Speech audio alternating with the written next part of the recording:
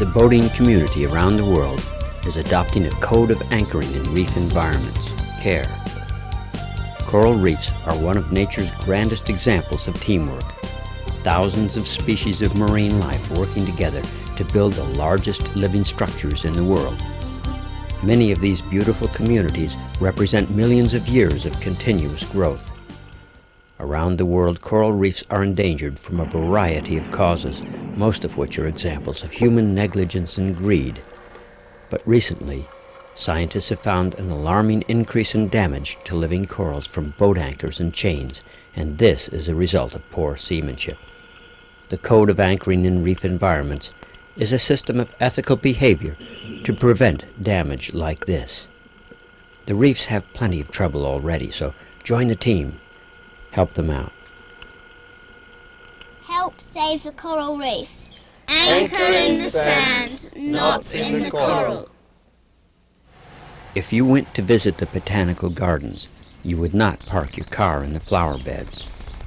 Like flowers, corals are living organisms. They have a hard but brittle skeleton covered with a thin tissue as delicate as a flower. Unlike flower gardens, coral gardens take hundreds of years to grow. Anchors and chains smash branching corals, turn over and abrade massive heads. Each anchor makes a difference. Looking at a seascape of coral reefs, it's hard to imagine how one anchor could do much damage. But good places to anchor are few and far between, and there are many yachts and many anchors. Anchors and chains damage coral far faster than it can rebuild, so the problem gets worse year by year as the boats come and go. Look at this miraculous display of life. Pledge never to park your anchor in the coral gardens. Anchor in sand, not in the coral. Anchoring in coral can be a danger to your vessel's safety. Coral in calm anchorages is brittle and easily fouls anchors.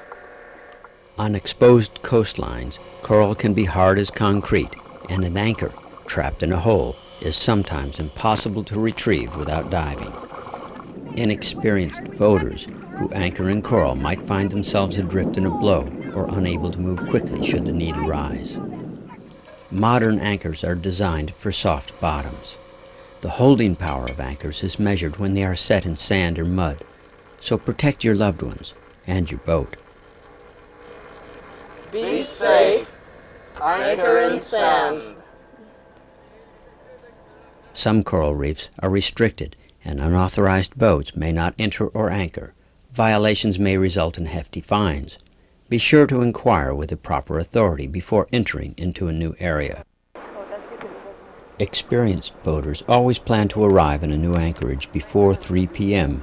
when the sun is high and coral patches are easier to see.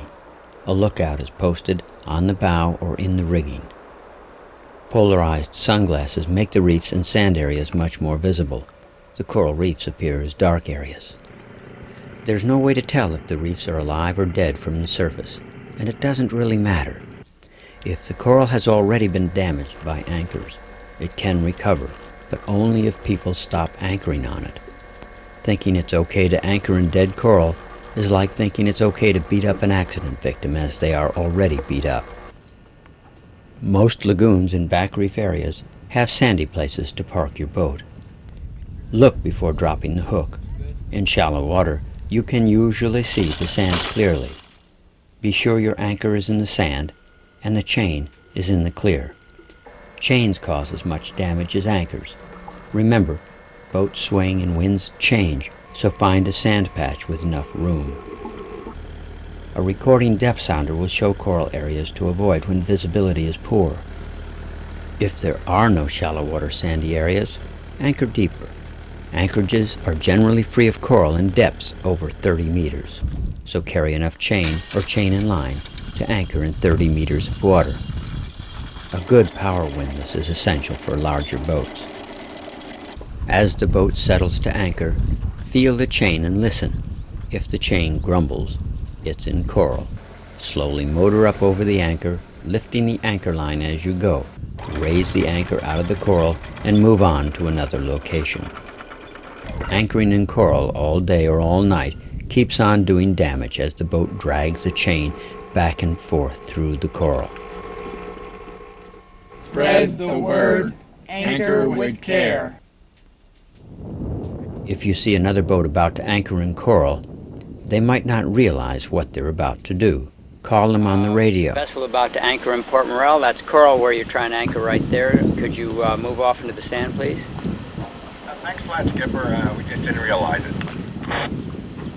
Okay, thanks very much.